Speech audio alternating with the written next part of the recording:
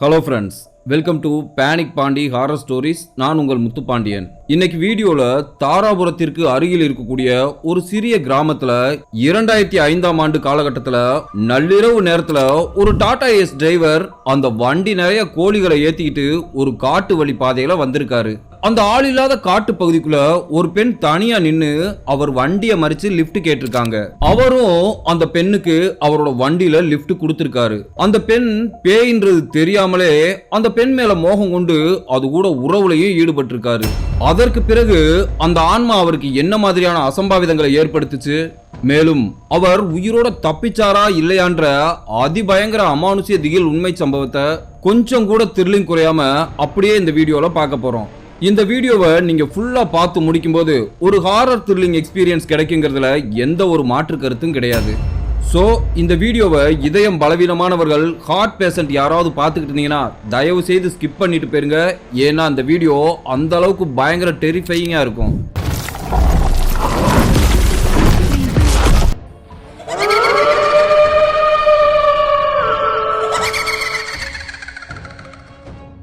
வீடியோக்குள்ள போறதுக்கு முன்னாடி உங்க டைம் 2 செகண்ட் ஸ்பெண்ட் பண்ணி இந்த வீடியோக்கு ஒரு லைக் பண்ணிட்டு ஏதாவது கருத்துக்கள் தெரிவிக்கணும்னா மறக்காம கீழே கமெண்ட் பாக்ஸ்ல கமெண்ட் பண்ணுங்க. நியூ வியூவர்ஸ் இப்பதான் நம்ம சேனலை ஃபர்ஸ்ட் டைம் பாக்குறீங்கன்னா நம்ம சேனலை சப்ஸ்கிரைப் பண்ணிக்கிட்டு பக்கத்துல இருக்க அந்த பெல் ஐகானை ஆல் நோட்டிபிகேஷன்ல போட்டுக்கோங்க. அப்பதான் நான் அடுத்தடுத்து போடக்கூடிய அமானுஷ்ய திகில் உண்மை சம்பவங்கள் உங்களுக்கு இன்பாக்ஸ்ல நோட்டிபிகேஷனா வந்துடும். சரி, வாங்க வீடியோக்குள்ள போகலாம்.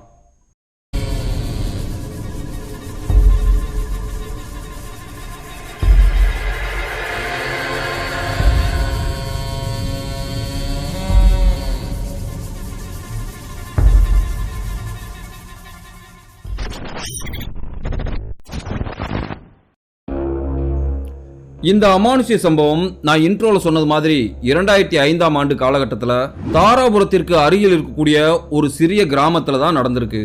இந்த சம்பவத்தை தாராபுரத்தை சேர்ந்த முருகன்ற நம்ம சப்ஸ்கிரைபர் தான் நமக்கு ஷேர் பண்ணியிருக்காரு.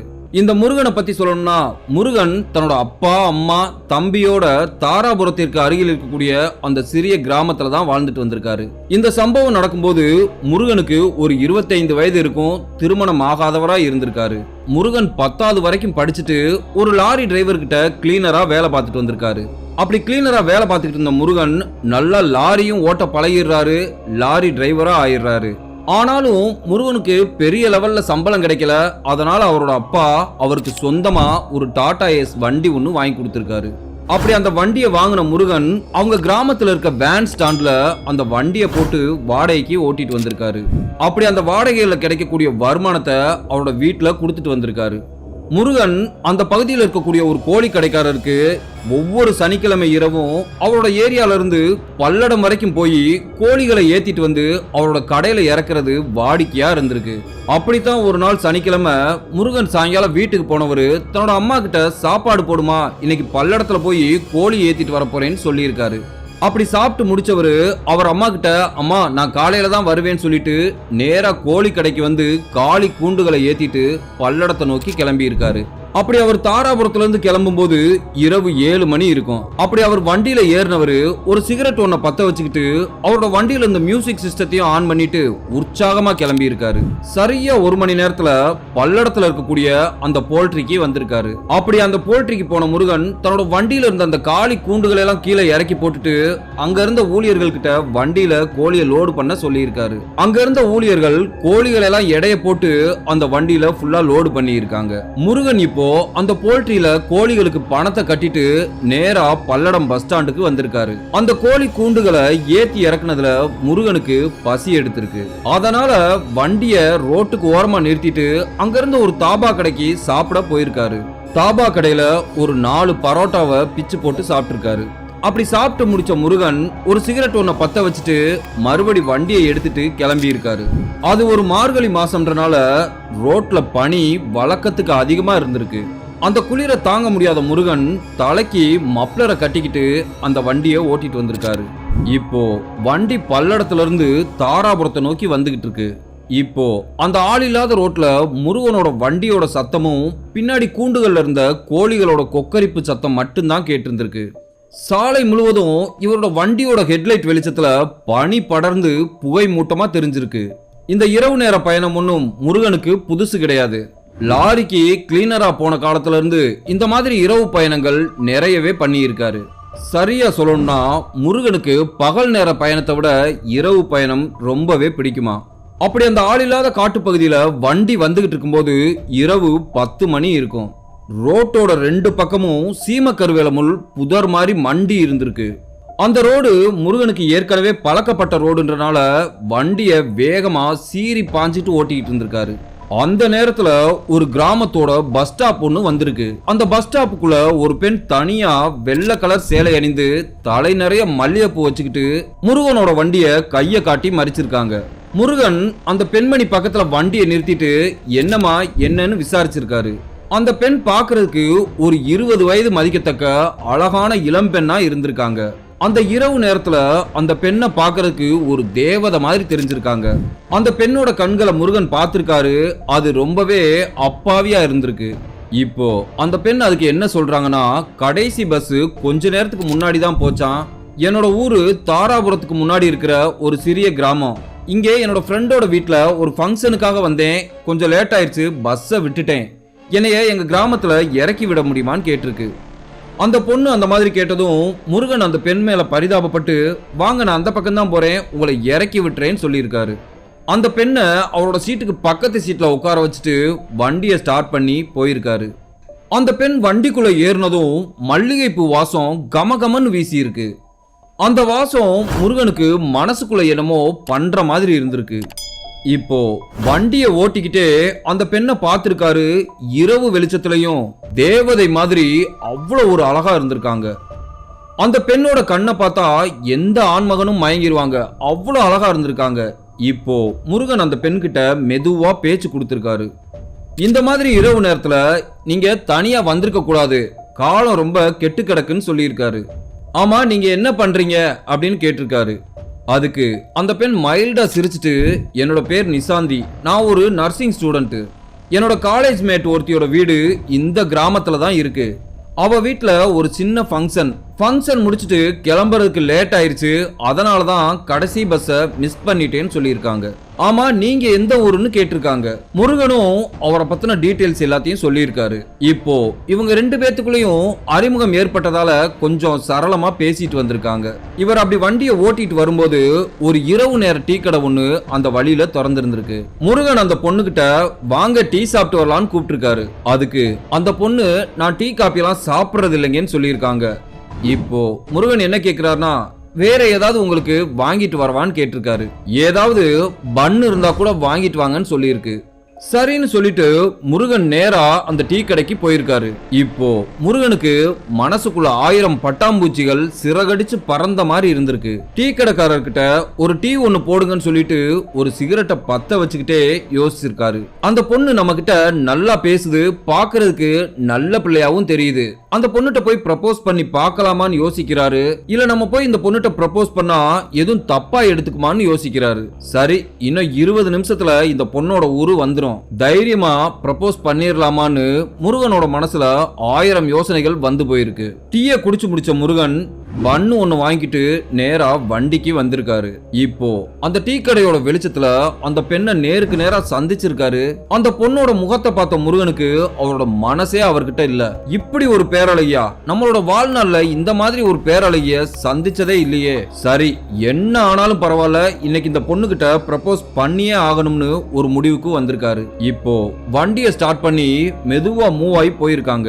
அப்போ முருகன் என்ன சொல்றாருன்னா, நிசாந்தி நீங்க ரொம்ப அழகா இருக்கீங்க. அதுக்கு அந்த பெண் மெல்லிய புன்னகையோட தேங்க்யூன்னு சொல்லியிருக்காங்க.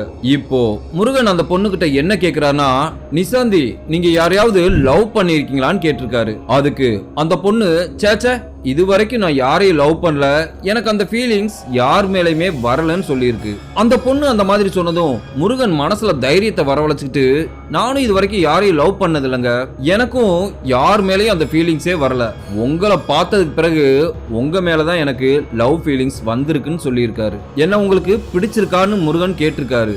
அதுக்கு அந்த பெண் வெக்கப்பட்டு சிரிச்சிட்டு மெதுவா ஆமான்ற மாதிரி தலையாட்டி சம்மதம் சொல்லியிருக்கு. அந்த பொண்ணு அந்த மாதிரி சொன்னதும் முருகனுக்கு சந்தோஷத்துல தலகால் புரியல. அவரோட வண்டியில இருக்க மியூசிக் சிஸ்டத்துல லவ் சாங்ஸ சத்தமா வச்சுக்கிட்டு சந்தோஷமா என்ஜாய் பண்ணிட்டு வண்டியை ஓட்டி இருக்காரு.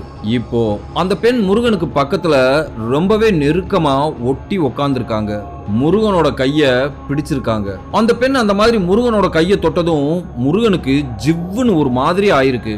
இப்போ முருகன் நிசாந்தி கிட்ட, நிசாந்தி உங்க ஊருக்கு இன்னும் எவ்வளவு தூரம் இருக்குன்னு கேட்டிருக்காரு.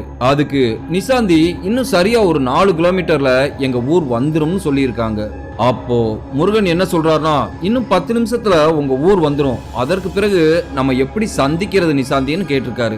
அடுத்து நான் உன்னைய எப்ப பார்க்க போறேன்னே தெரியலையேன்னு கவலையா பேசியிருக்காரு. அதுக்கு நிசாந்தி என்ன சொல்றாங்கன்னா, கொஞ்சம் தூரம் போனதும் லெப்ட் சைடு ஒரு சின்ன மண் ரோடு ஒண்ணு போகும். அதுக்குள்ள போயாச்சுன்னா உள்ள பெரிய பூந்தோட்டம் மாதிரி இருக்கும். அங்க போய் நம்ம கொஞ்ச நேரம் உட்காந்து பேசிட்டு போலாமான்னு கேட்டிருக்காங்க. நிசாந்தி அந்த மாதிரி சொன்னதும் முருகன் நடந்த சந்தோஷத்துக்கு அளவே இல்லாம இருந்திருக்கு. சரி நிசாந்தி போய் பேசலாம்னு சம்மதம் தெரிவிச்சிருக்காரு. அப்படி முருகன் என்னதான் சம்மதம் தெரிவிச்சாலும் அவரோட கை கால்கள்லாம் வெடவெடன்னு உதறல் எடுத்திருக்கு. இப்போ முருகன் நிசாந்தி சொன்ன இடத்துக்கிட்ட ரோட்டோரமா வண்டியை நிறுத்திட்டு வண்டியை லாக் பண்ணிட்டு 2 பேரும் கீழே இறங்கி இருக்காங்க. நிசாந்தி காமிச்ச அந்த மண் ரோட்டு பாதையில நிசாந்தி முன்னாடி நடந்து போறாங்க, முருகன் பின்னாடியே நடந்து போறாரு. அப்படி அவங்க உள்ள போகும்போது கருவேல முள் சூழ்ந்து புதர் மாதிரி இருந்திருக்கு. அந்த ஒத்தையடி பாதையில போய்கிட்டே இருக்காங்க. அந்த கருவேல முட்களை தாண்டினதும் பூந்தோட்டம் மாதிரி ஒரு அழகான இடம் இருந்திருக்கு. அந்த இடத்துல இருந்து முருகன் சுத்தி முத்தி பார்த்திருக்காரு. இவங்க நிக்கிறது ரோட்ல இருந்து பார்த்தா யாருக்குமே தெரியாது, அந்த அளவுக்கு மறைவா இருந்திருக்கு.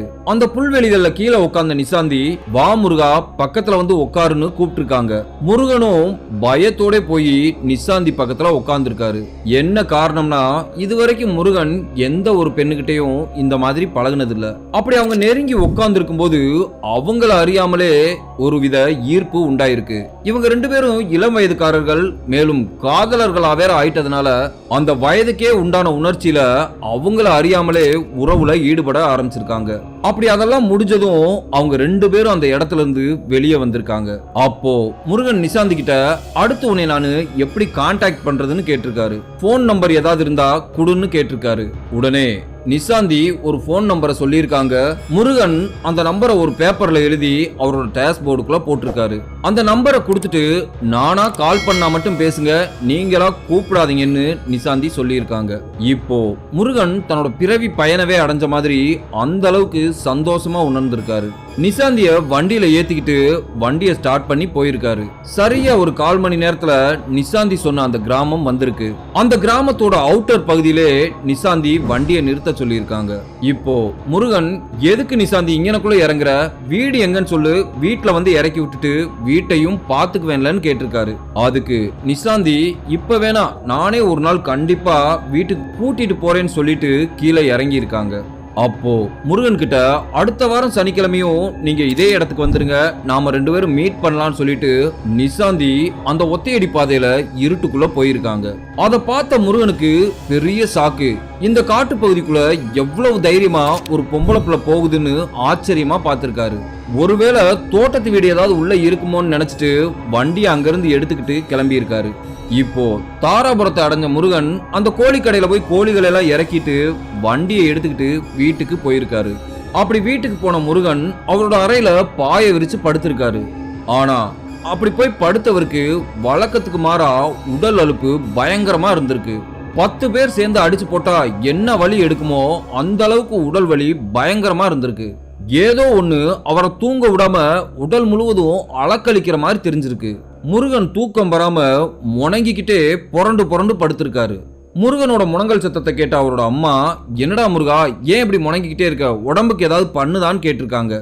அதுக்கு முருகன், அம்மா கோழி லோடுக்கு போயிட்டு வந்தேன், உடம்பு பயங்கரமா வலிக்குதுமான்னு சொல்லியிருக்காரு. அதை பார்த்த முருகனோட அம்மா தைலத்தை எடுத்துட்டு வந்து அவர் உடல் முழுவதும் தேய்ச்சி விட்டுருக்காங்க. மறுநாள் காலையில கண்ணு முழிச்ச முருகன் தன்னோட உடலை பார்த்திருக்காரு. உடம்பு முழுவதும் சிவப்பு கலர்ல தடுப்பு தடுப்பா இருந்திருக்கு. உடல் வலியும் கொஞ்சம் கூட குறையல, காய்ச்சல் நெருப்பா கொதிச்சிருக்கு. முருகனால எழுந்து உட்கார கூட முடியல, அந்த அளவுக்கு அவரோட உடல்நிலை ரொம்பவே மோசமா இருந்திருக்கு. முருகனோட அப்பாவும் அம்மாவும் ஹாஸ்பிட்டலுக்கு கூட்டிட்டு போயிருக்காங்க. முருகனுக்கு பிளட் டெஸ்ட் எடுத்து பார்த்த டாக்டரே என்ன டிசீஸ்னு தெரியாம குழம்பி போய் இருந்திருக்காங்க. ஒரே நேரத்துல காய்ச்சல், ஸ்கின் அலர்ஜி, பாடி பெயின் இது எல்லாம் எதனால வருதுன்னு தெரியாம குழம்பி போய் நின்று இருந்திருக்காங்க. முருகனுக்கு ட்ரிப்ஸ் எல்லாம் போட்டுவிட்டு டேப்லெட்ஸும் கொடுத்து வீட்டுக்கு அனுப்பிச்சிருக்காங்க.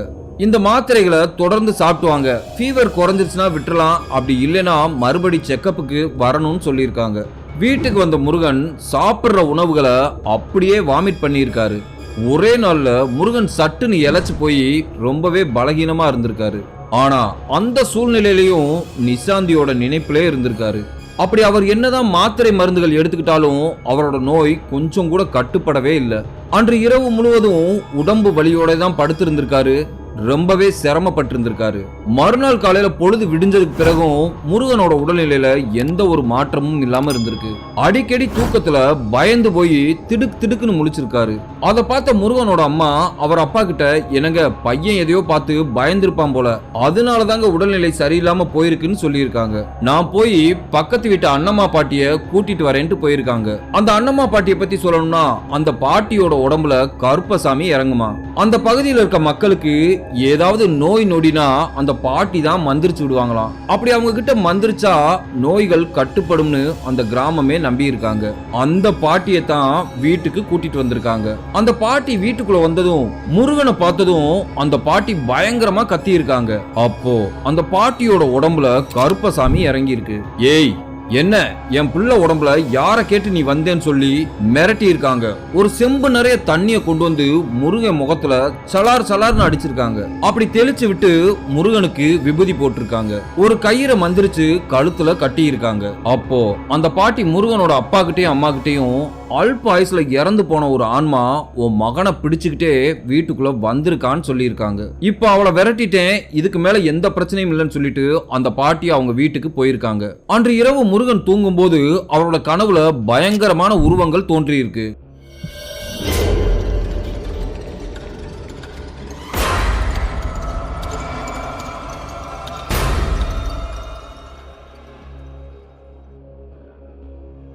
அது முருகனை விரட்டிக்கிட்டு வர்ற மாதிரியும் முருகன் அதுகிட்ட இருந்து தப்பிச்சு ஓடுற மாதிரியும் கனவுகள் வந்திருக்கு. பயந்து போன முருகன் திடுக்குன்னு முழிச்சு பார்த்திருக்காரு. அப்போ நேரம் சரியா 1 மணி இருக்கும். அந்த நேரத்துல வெளியே நாய்கள் பயங்கரமா ஊளையிட்டு இருக்கு. அவரோட அம்மா அப்பா தம்பி எல்லாம் அசந்து தூங்கிட்டு இருக்காங்க. அப்போ வெளியே ஒரு பெண் குரல் கேட்டிருக்கு. அது முருகா முருகான்னு கூப்பிடுற மாதிரி கேட்டிருக்கு. முருகனுக்கு அந்த குரலை எங்கேயோ கேட்ட மாதிரி இருக்கேன்னு யோசிக்கிறாரு. சட்டுன்னு அவருக்கு ஒரு விஷயம் நினைவுக்கு வந்திருக்கு.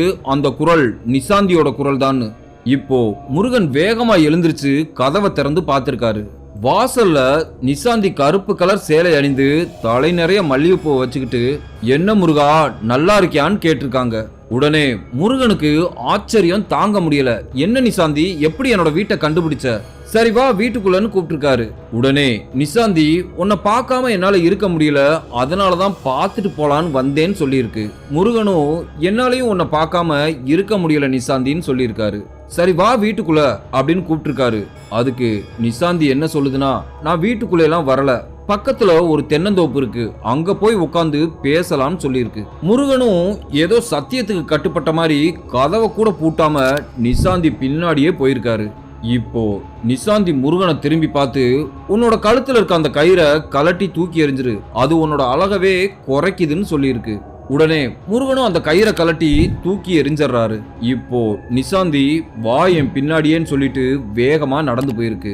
முருகனும் நிசாந்தி பின்னாடி ஓட்டமும் நடைமா, நிசாந்தி மெதுவா போ, என்னால ஓ வேகத்துக்கு ஓட முடியலன்னு சொல்லிட்டு பின்னாடியே வந்திருக்காரு.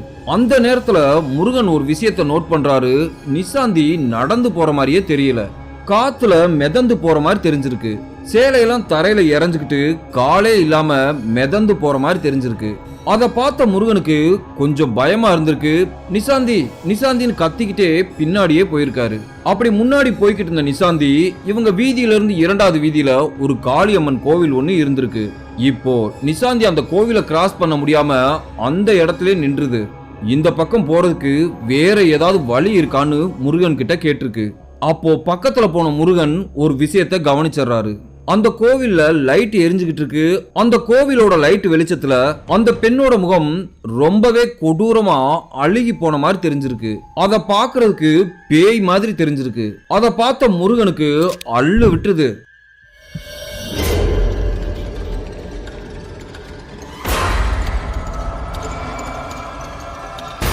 இப்போ முருகனுக்கு ஒரு விஷயம் நல்லா தெரிஞ்சிருது, அது நிசாந்தி இல்ல, அது ஒரு பேய்னு.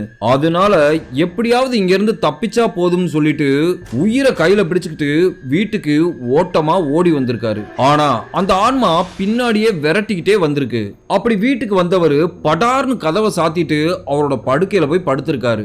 அந்த நேரத்துல வெளியே ஒரு பெண் மரண ஓலம் எழுப்புற மாதிரி கேட்டு இருந்திருக்கு. அப்போ முருகன் என்ன நினைச்சார்னா, நம்மளோட நிசாந்தியோட உருவத்துல பேய் தான் வந்திருக்கு, நல்ல வேளையா தப்பிச்சாச்சுன்னு பயத்தோட தூங்கிடுறாரு. மறுநாள் காலையில முருகனுக்கு காய்ச்சல் ஓரளவுக்கு குறைஞ்ச மாதிரி இருந்திருக்கு. அதனால அவர் அம்மா கிட்ட, அம்மா வெண்ணி போடுமா, நான் குளிச்சுட்டு வண்டி எடுத்துட்டு ஸ்டாண்டுக்கு போகணும்னு சொல்லியிருக்காரு. அதுக்கு முருகனோட அம்மா, டேய் உடம்பு இப்பதான் கொஞ்சம் சரியாயிட்டு வருது, ஒரு 2 நாள் ரெஸ்ட் எடுத்துட்டு அப்புறமா ஸ்டாண்டுக்கு போடான்னு சொல்லியிருக்காங்க. ஆனா முருகன் யாரோட பேச்சையும் கேட்கல, குளிச்சுட்டு அவரோட டாடா ஏஸ் வண்டியை எடுத்துக்கிட்டு ஸ்டாண்டுக்கு போயிருக்காரு. அப்படி ஸ்டாண்டுக்கு போனவருக்கு நிசாந்தியோட ஞாபகம் அதிகமா வந்திருக்கு. சரி, எப்படியாவது இன்னைக்கு நிசாந்தி கிட்ட பேசணும்னு நினைச்சாரு. முருகன் ஸ்டாண்டுக்கு வந்ததும் மற்ற டிரைவர்கள்லாம் முருகன் கிட்ட நலம் விசாரிச்சிருக்காங்க. என்ன முருகா, உடம்புக்கு இப்ப பரவாயில்லையா அப்படின்னு சொல்லி கேட்டிருக்காங்க. அதுக்கு முருகன், பரவாயில்ல, இப்ப உடல் கொஞ்சம் நல்லா இருக்குன்னு சொல்லியிருக்காரு. வண்டியோட டேஷ்போர்டை திறந்து நிசாந்தி கொடுத்த போன் நம்பரை எடுத்துக்கிட்டு நேரா அங்க இருந்த எஸ்டிடி பூத்துக்கு போயிருக்காரு. அந்த பேப்பர்ல இந்த நம்பருக்கு கால் பண்ணியிருக்காரு. ரிங்கும் போயிருக்கு. ஒரு வயசான ஆண் குரல் யார் பேசுறதுன்னு கேட்டிருக்காங்க. அதுக்கு முருகன், ஹலோ நிசாந்தி இருக்காங்களான்னு கேட்டிருக்காரு. அதுக்கு அவரு, ஆமாங்க, நான் நிசாந்தியோட அப்பா தான் பேசுறேன், நீங்க யாருன்னு கேட்டிருக்காரு. அதுக்கு முருகன் என்ன சொல்றாருன்னா, நான் நிசாந்தியோட ஃப்ரெண்டு பேசுறேன், போனை நிசாந்தி கிட்ட கொடுங்கன்னு சொல்லியிருக்காரு. அதுக்கு அந்த வயதான நபர், தம்பி நிசாந்தி உங்ககிட்ட எப்ப போன் நம்பர் கொடுத்தான்னு கேட்டிருக்காரு. அதுக்கு முருகன் என்ன சொல்றாருன்னா, போன வாரம் தான் போன் நம்பர் கொடுத்தாங்கன்னு சொல்லியிருக்காரு. தம்பி, என்னோட மக இறந்து 1 வருஷத்துக்கு மேல ஆச்சு, அப்படி இருக்கும்போது எப்படி அவ உனக்கு நம்பர் கொடுத்திருப்பான்னு கேட்டிருக்காரு. அதுக்கு முருகன், ஐயா என்ன சொல்றீங்க, நிசாந்தி இறந்துட்டாங்களா எப்படின்னு கேட்டிருக்காரு. இப்போ போன்ல அந்த பெரியவர் என்ன சொல்றாருன்னா, நிசாந்தி தாராபுரத்துல இருக்க ஒரு ஹாஸ்பிட்டல்ல நர்ஸா வேலை பார்த்துட்டு வந்திருந்தா, பஸ்ல போயிட்டு வர்றதுக்கு சிரமமா இருந்துச்சுன்னு சொல்லி நாங்க ஒரு ஸ்கூட்டி ஒன்னு வாங்கி கொடுத்திருந்தோம். அப்படி ஒரு நாள் அவ இரவு ஷிஃப்ட் முடிச்சிட்டு அவளோட ஸ்கூட்டியை எடுத்துக்கிட்டு வரும்போது ஒரு லாரிக்காரன் தண்ணிய போட்டு வேகமா வந்திருக்கான். நிசாந்தியோட ஸ்கூட்டியில போய் மோதினதும் நிசாந்தி அந்த ஸ்பாட்லயே அடிபட்டு இறந்து போயிட்டாங்கன்னு சொல்லியிருக்காரு. அப்படி அதை சொல்லி முடிச்சுட்டு அவரு அழுதுருக்காரு. நிசாந்தியோட அப்பா அந்த மாதிரி சொன்னதும் முருகன் அதிர்ச்சியில உறைஞ்சு போயிடுறாரு. இப்போ ஸ்டாண்டுக்கு வந்து அவரோட வண்டியோட கேபினுக்குள்ள உட்காந்து அவர் அறியாமலே அழுக ஆரம்பிச்சிடறாரு. அப்போ நிசாந்தின்ற ஒரு பொண்ணு இல்லவே இல்லையா, இது பூராமே கனவான்னு அதிர்ச்சியில உறைஞ்சு போய் உட்கார்ந்து இருந்திருக்காரு. நம்மளை கூட்டிட்டு போனது ஒரு ஆன்மாவான்னு அவரால் நம்பவே முடியல. பிறகு காலப்போக்குல மனசை மாத்திக்கிட்டு வேற ஒரு திருமணமும் செஞ்சுக்கிறாரு. இன்னமும் அவரோட கனவுல அப்பப்போ நிசாந்தி வந்து போறதாக சொல்றாரு. முருகனால இன்னமும் அந்த அதிர்ச்சியில இருந்து மீளவே முடியல. இந்த வீடியோ உண்மையிலே உங்களுக்கு பிடிச்சிருக்குன்னு நினைக்கிறேன். அப்படி உண்மையிலே பிடிச்சிருந்துச்சுன்னா இந்த வீடியோக்கு ஒரு லைக் பண்ணுங்க.